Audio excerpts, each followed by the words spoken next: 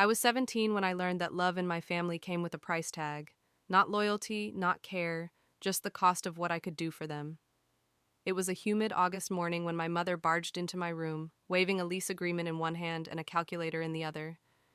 "Your sister found her dream apartment," she said, her voice syrupy sweet. "She just needs a cosigner. That'll be you." I blinked. "I'm 17. My dad chuckled from the hallway. "Exactly. You have no debt. Clean credit. That's what banks love."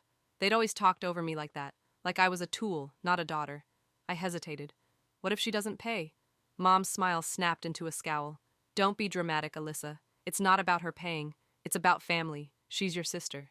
"She also maxed out 3 credit cards in my name," I said, my voice shaky. That's when the mask slipped. My dad stomped in, veins bulging. "You ungrateful brat. We feed you, clothe you, and now you act like a victim." "Who raised you?" "You did," I said quietly. "But that doesn't mean I'll ruin my life for her." That single sentence changed everything. I was gone by nightfall. No warning, no goodbye, just my suitcase on the porch and a voicemail. "If you're too good for us, don't come back." I slept in my friend Brianna's garage for 2 weeks. No heat, no bathroom, just a space heater and a cracked air mattress. But for the first time in my life, I wasn't walking on eggshells. I worked nights at a diner and took community college classes during the day. I got scholarships by sheer will. I didn't sleep much, but I kept going. I refused to become the failure they predicted. Meanwhile, my sister posted filtered selfies from rooftop bars and rented hotel pools. Every time she smiled into the camera, I remembered the moment they threw me out to keep her comfortable. It wasn't until 4 years later that I saw my parents again. I had just earned a full ride transfer to a top university. I was waiting tables on the weekend when they walked in.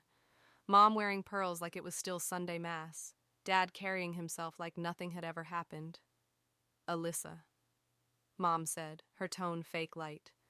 "We knew you'd end up somewhere like this." They didn't order food, they just handed me a letter. A request for $22,000 to help pay off a car they'd leased for my sister. A Mercedes. "You owe it to her, Mom. You walked away when she needed you." "I was homeless," I replied. Dad leaned closer. "Well, you look like you're doing okay now." That was the moment I made a vow. They would never benefit from a cent I earned. I put myself through school. I interned for free. I couch hopped and skipped meals. And then I landed a job in aviation finance. Within 5 years, I built a consulting company. By year 6, I had my first small jet paid in full. No loans, no handouts. And on the 11th anniversary of the day they kicked me out, I returned to the same town for the first time in my own jet.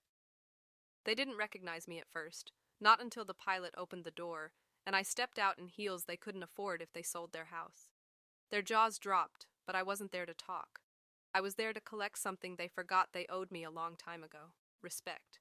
The town hadn't changed much. Same cracked sidewalks, same rusted signs, same whispers behind curtained windows. But I wasn't the same girl they threw out with a suitcase and a voicemail. I wasn't here for nostalgia. I was here for the fundraiser. It was ironic, really. The same people who said I'd never make it were now raising money to save the failing community center. My old high school gym had been transformed into an event hall. Gold balloons, folding chairs, plastic champagne flutes, and at the front of the room, my parents. They didn't know who sponsored the event, not until my name was announced over the mic. This entire fundraiser was made possible by the generous support of our special guest, Miss Alyssa Carrington. There was a pause, then a gasp. My mom stood frozen, eyes wide. Dad dropped his drink. I walked onto the stage in a sleek black jumpsuit, heels clicking, the spotlight trailing me like a long-lost apology. I didn't look at them, not yet. I looked at the kids sitting in the audience. Kids who reminded me of myself at 17, alone, afraid, told they weren't good enough. "I grew up in this town," I said calmly. "I was told I was selfish for not giving everything to people who gave me nothing but conditions. I was told I'd fail if I didn't stay obedient. I'm here to say." I turned slowly, locking eyes with my parents in the front row. They were wrong. There was silence, then thunderous applause. The only 2 people not clapping were my mom and dad. Afterward, I stepped off the stage and made my way through the crowd. My parents cornered me before I could leave.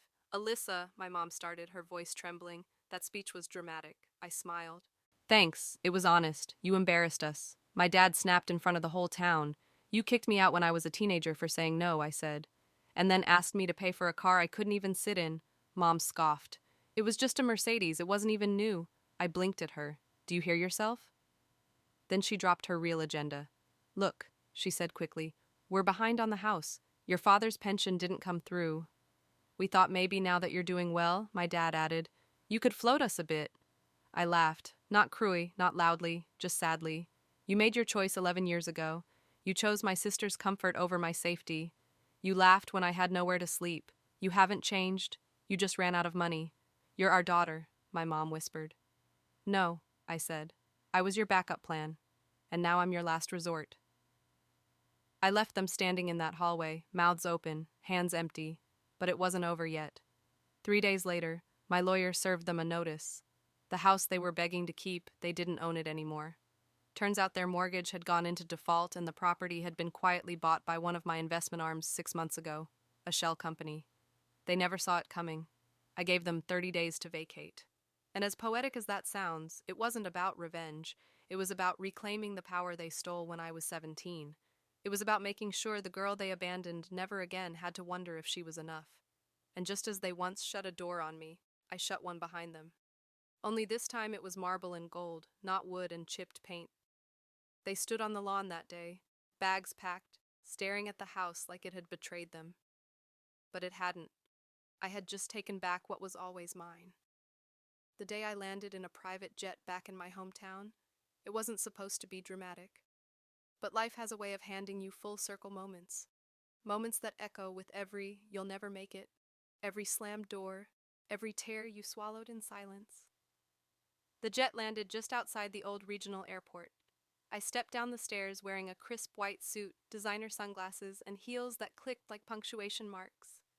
Waiting near the gate were reporters, old classmates, and even the mayor. I had funded half the airport renovation under an alias. Today was the unveiling. But I knew they'd come, and they did. My mother and father stood just outside the terminal, dressed like they hadn't slept. Mom in a sagging cardigan, Dad with a borrowed cane and empty eyes. They hadn't taken eviction. Well, apparently they'd tried staying with my aunt, but that lasted 3 days. Then came the calls, then the emails, then silence, until now. I walked past the cameras, past the applause, and toward them. Please, my mother whispered. We're sorry, I raised an eyebrow. For what? Kicking me out? Telling the family I was ungrateful? Calling me selfish when I refused to go into debt for my brother's wedding? Dad coughed. We thought you'd come around. I did, I replied. Just not in the way you expected. Mom took a trembling step closer. We're homeless. You're still better off than I was at 17, I said. Quietly. At least you have each other, her face twisted. You'd really leave your own parents on the street. I reached into my handbag, pulled out a black envelope, and handed it to her. Inside was a card that read, The Carrington Shelter for Abandoned Youth. Opening soon, fully funded by Alyssa Carrington in loving memory of second chances. She looked confused. There's a room reserved for you, I said. Not in the shelter, in the volunteer office. You want help? Start helping someone else. Dad's jaw clenched. You want us to work at a homeless shelter? No, I said. I want you to feel what it's like to be overlooked, ignored, and judged, like you made me feel. Maybe then you'll understand. She crumpled the card. You're still bitter. No, I replied with a calm smile. I'm healed. Bitter people want revenge. Healed people build empires and let karma do the rest. I turned and walked back to the car waiting for me. The driver opened the door, but before I got in, I looked back one last time. You taught me how to survive, I said to them, by making me believe I couldn't. And then I left. The crowd cheered as the black car pulled away, but I didn't hear it because inside I was thinking about that scared, crying girl who once sat alone at a gas station with no phone, no money, and no one who cared. That girl deserved justice, and she finally got it. Today, I wasn't just Alyssa Carrington. I was proof that being kicked out doesn't mean being kept down. And the jet I walked out of, it was just the beginning.